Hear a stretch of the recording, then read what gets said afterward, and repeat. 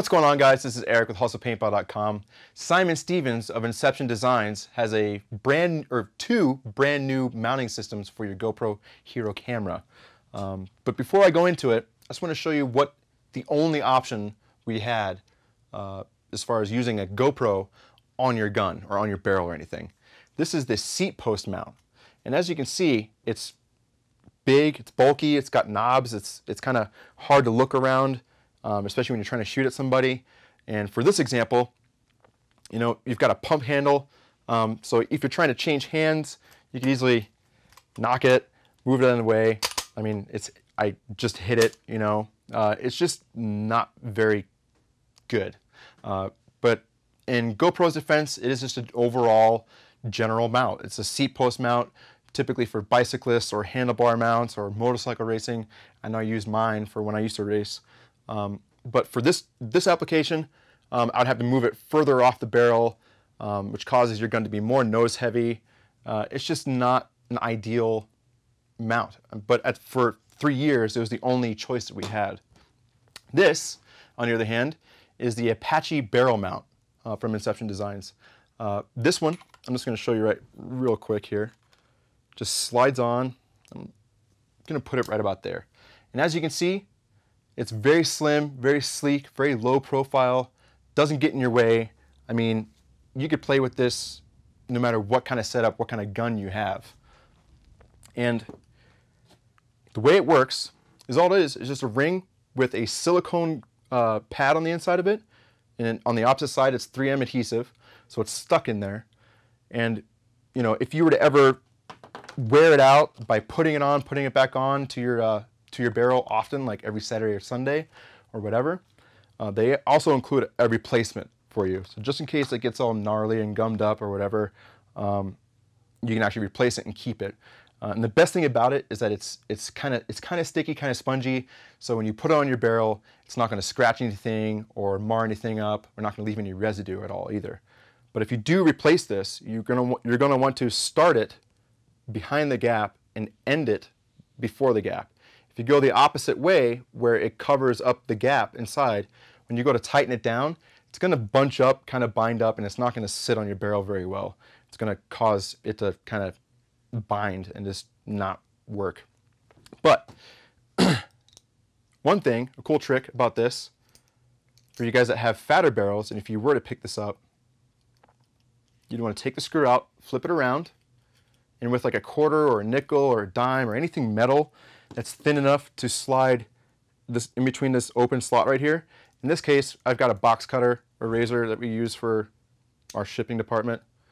You'd slide it in there, tighten it down, and what this is actually doing is it's allowing the mount to actually spread open like this, right? So even if you had, say, a dye ultralight barrel, like on this dam, at the very end, and also on the threaded side, the autococker side, it's kind of fat. So if you had trouble getting it on, you could actually spread it open using this method with any metal piece or any object that it can thread against, and you can slide it over the fat pieces just fine. Just unthread it, and it would shrink back down, and that way you can clamp it up. But just to go over it one more time, I mean, there's no argument there that this thing is far better than the actual seat post mount. I mean, there's no argument. I can actually see around the Apache mount and actually see nothing but this. So that's pretty awesome. Moving on to the Invader mount, as you can see on our diadem right here, it's just freaking awesome. Anywhere that you have a weaver mount, anywhere that you have a weaver rail, you can mount it to it. So in this example, we were toying around yesterday with this thing, running around the office, acting like we were shooting each other. We have it set up so it's facing my face, so you get some really cool camera shots. In my opinion, you know, if I had this gun or any milsim gun and I was using optics, I probably wouldn't use the camera on the top because, well, obviously it'll block your optics. But our best opinion, the best way that we found to get better footage with the weaver mount system is just by mounting on the bottom if you've got one. But essentially you can mount it anywhere with the Weaver mount. So in this case, we got an NC Star 45-degree angle adapter, and then we mounted it on there. Now, there is a trick to the Invader mount. What you want to do, let's see if I can hold it up for you guys and so you can still see. It's got two screws right here. What you're going to want to do is you're going to actually want to mount the Apache mount, or the Invader mount, I'm sorry, to the Weaver mount first, or wherever location you're fixing it. The reason behind that is because if you do it the opposite way, if you mount it to your GoPro and then tighten it to your Weaver mount, you can imagine it's like this, right? If you tighten the tops like this and you tighten the bottoms, it's putting a lot of pressure on the hinge right there. They are made to flex, but not just like everything else in life. If you bend something far enough, it'll break. So what you're going to do is you're going to want to mount the mount to your Weaver rail first on the bottom, and then do the GoPro. It'll put less stress on that hinge, and it'll actually, you know, not put any stress factors in it, and you know, later on the road it won't break. So yeah, that's about it. Let's go outside, think of some cool camera shots that we can do, some cool angles, and while we're at it, I'm going to suggest what the best settings are for your GoPro camera for each, you know, position, or what kind of angle you're trying, or what kind of shot you're trying to get. So follow me outside. As you guys saw inside, we've got the Didam with the NC Star 45-degree rail and our Invader mount on here. Now, this is probably one of my favorite camera angles to use. It's because it's just cool. You get to see the person's eyes, especially if they're wearing a clear lens. You get to see the people that are behind you, so their teammates, or your teammates if this was you. But just like food that tastes really, really good, too much is a bad thing. So I don't advise you to make an entire video out of this camera angle.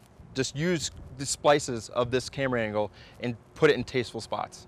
So this camera, we got this guy set up to 1440 at 48 frames per second on the wide angle. So let's go ahead.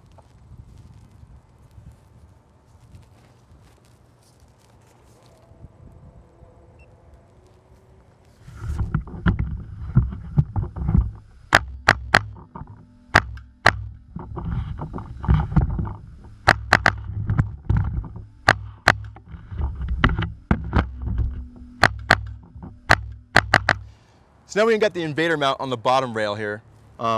If you don't know how to flip the image of the GoPro, it's in the settings. Just go to GoPro's website. The manual's there. You can download it and check it out and follow the instructions from there. But we've got this GoPro set up to 1080p at 60 frames per second on narrow, just like we did with the Apache barrel mount. So let's check it out.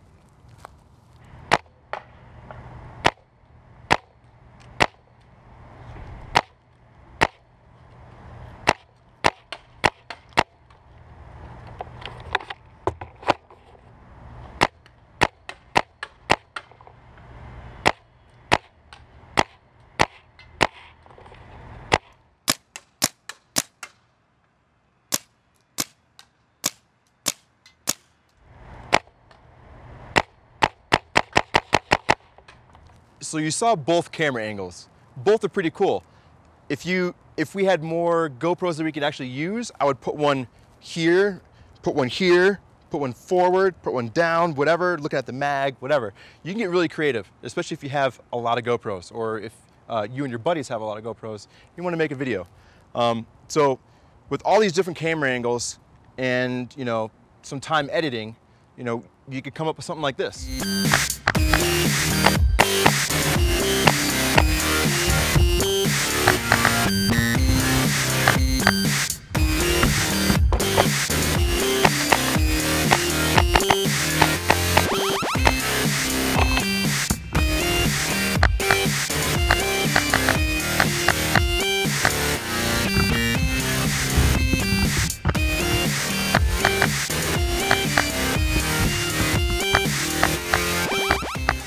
At one point in time, on every single weekender, you've probably seen this camera angle. It's the Apache barrel mount, GoPro facing forward. It's one of our favorites. Now, the settings that we use is a medium field of view on 1080p at 60 frames per second. This is okay to slow it down as far as slow motion shots go, but it's not the best.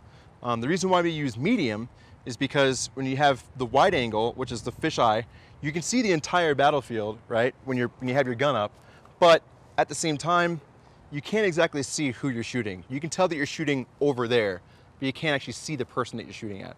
So we usually go either medium or even smaller than that, which is narrow, if you want to get the pinpoint shots. So right now, this is medium. I'm going to show you how it looks.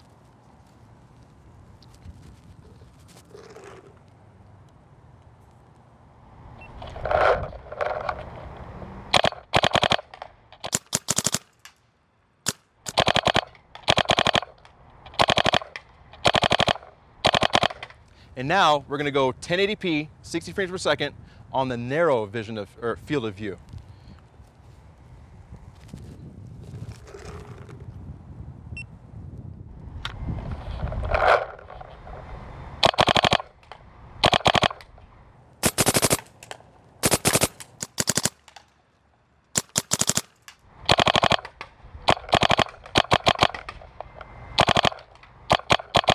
Next is typically what most of you guys want to see, the 720p, 120 frames per second on wide. There's a narrow setting that I'll show you after this, but this is basically how you get your HK on. So.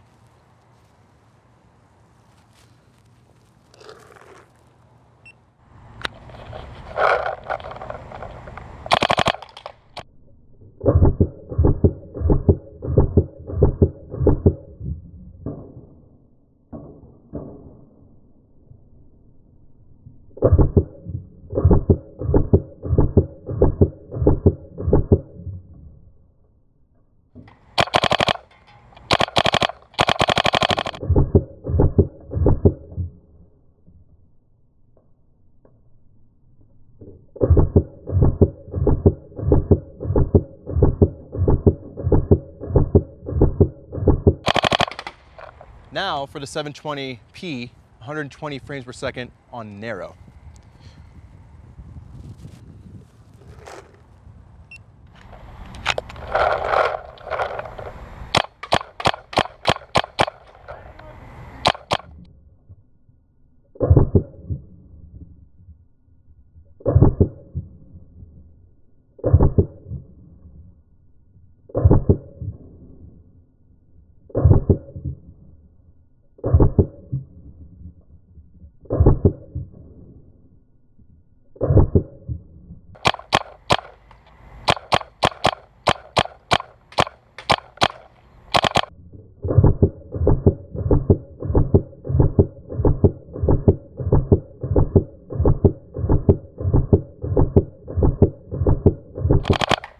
So that's pretty straightforward, guys. I mean, if you had more time, more practice with your cameras and setups and everything, could you get a better shot than what we did? Or than what Russell and I did? Probably. We just kind of threw everything together. But, I mean, best thing for me to suggest for you guys to do is to mount it up onto your gun and run around your house. Record everything. So, like, act like you're shooting your cat, or run from the top floor of your house down to the bottom floor of your house and check every corner. Or while your mom's making dinner, act like you're snapping with her, and then go take your footage, go review it on your computer. That way so you can iron everything out at home and not have to iron everything out at the field. Because we all know how we show up at the field, the very first game of the day could be the best game of the day. And then, you know, that could be the potential game that you missed getting footage on because your settings aren't correct or whatever. So definitely try that out first before you get to the field. It'll help out a lot. And just to recap on Inception Designs, Simon, the guy who actually designed these things, he's been paintballing for longer than most of you guys that are watching this right now have been alive. So when he was designing these barrel bands, or these the barrel mounts, the Apache mounts, he even made it so it's gloss black and dust black. So if you have a dust gun, you can match the whole texture of your gun. Sorry, it's still black, but I mean, it's closer than what, you know, a gloss one would. It wouldn't stand out nearly as much. And the Weaver mounts, I mean, it's literally, you can mount it onto any Weaver rail. So that means paintball, all the milsim guns, airsoft, even real steel guns. So if you have an AR and you want to, take it to the, record you shooting at the range, you can do that. So, I mean, the company itself, he's cranking out so many new products, so definitely keep an eye on that company. It's made in the U.S., which is awesome, and you know, how the creativity that Simon has, and he's thinking about you guys, us, everybody who paintballs. It's going to be pretty awesome to see what he comes out with next. So, that being said, guys, of course, if you want to pick these up, where else would you buy these other than hustlepaintball.com? You know, if you have any suggestions about videos or questions about this video, email us at support@hustlepaintball.com. You know the whole spiel about our social media. Like us, follow us, read our blog, subscribe to our YouTube channel, join us on PB Riot, where you can, you know, any videos that you have of you getting those, you know, kill streaks or headshots, long ball headshots, whatever. We've got a thread in there where you can upload your videos for everyone to see. So until then, guys, I'll see you guys later.